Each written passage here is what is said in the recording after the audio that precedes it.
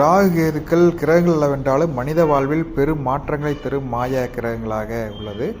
ராகுவானது லட்சியம், ஆசைகள் ஆகியவற்றுடன் தொடர்புடையது.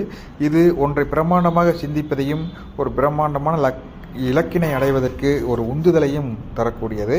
அதேபோல் கேதுவானது ஆன்மீகம், உள்ளுணர்வு, இந்த பருப்பொருள்களான உலகத்திற்கு அப்பாற்பட்ட ஒரு பிரபஞ்சத்துடன் தொடர்பு, பற்றின்மை ஆகியவற்றை குறிக்கிறது. 18 மாதங்களுக்கு ஒரு முறை நடைபெறுகின்ற இந்த ராகுகேது பயிற்சி வருகின்ற 18/5/2025 முதல் மீனராசியில் இருக்கும் ராகுவானது கும்பராசிக்கும், கன்னிராசியில் இருக்கும் கேதுவானது சிம்மராசிக்கும் இடம்பெயர்கிறது. மேசராசியை பொறுத்தவரை இதுவரை 12ஆம் இடத்திலிருந்து நல்ல பலன்களை ஓரளவுக்கு கொடுத்து கொண்டிருந்த ராகு தன்னுடைய 12ஆம் இடத்திலிருந்து லாபஸ்தானமான 11க்கு இடம்பெயர்கிறது.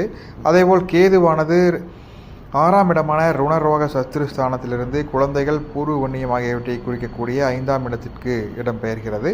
வயிறு சம்பந்தமான விஷயத்தில் ரொம்ப கவனமாக இருக்க வேண்டும். சிறிய பிரச்சனை என்றாலும் உடனடியாக மருத்துவரை சந்தித்து ஆலோசனை பெற்று சிகிச்சை எடுத்துக்கொள்ள வேண்டும். குழந்தைகளுடன் அனுசரித்து போக வேண்டும், ரொம்ப கண்டிஷன் செய்யக்கூடாது. அதேபோல் பெரியோர்களும் அனுசரித்து போக வேண்டிய சூழல் தான் இப்பொழுது. தொழில், உத்தியோகம், வருமானம் போன்றவை சிறப்பாகவே இருக்கும். நல்ல வருமானம் வரும்.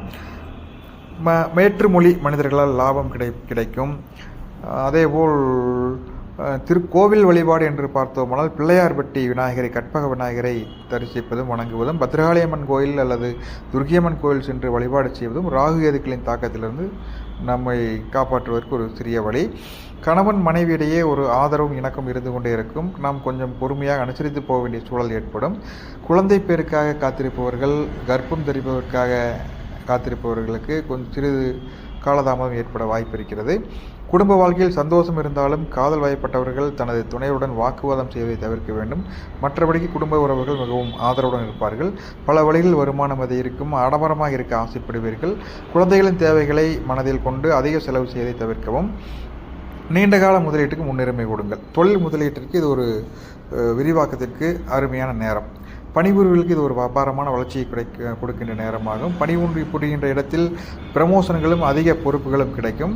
உங்களுடைய திறமையை செலுத்தி மேன்மேலும் வளர்ச்சியடைவதற்கான இது ஒரு சாதகமான ஒரு வாய்ப்பு.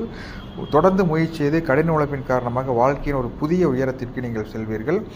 உங்கள் திறமையை நீங்கள் நிரூபித்து வளர்ச்சி பெறுவீர்கள். படிக்கும் மாணவியர் மட்டும் கொஞ்சம் படிப்பில் கவனம் செலுத்துவதற்கு முன்னுரிமை கொடுக்க வேண்டும்.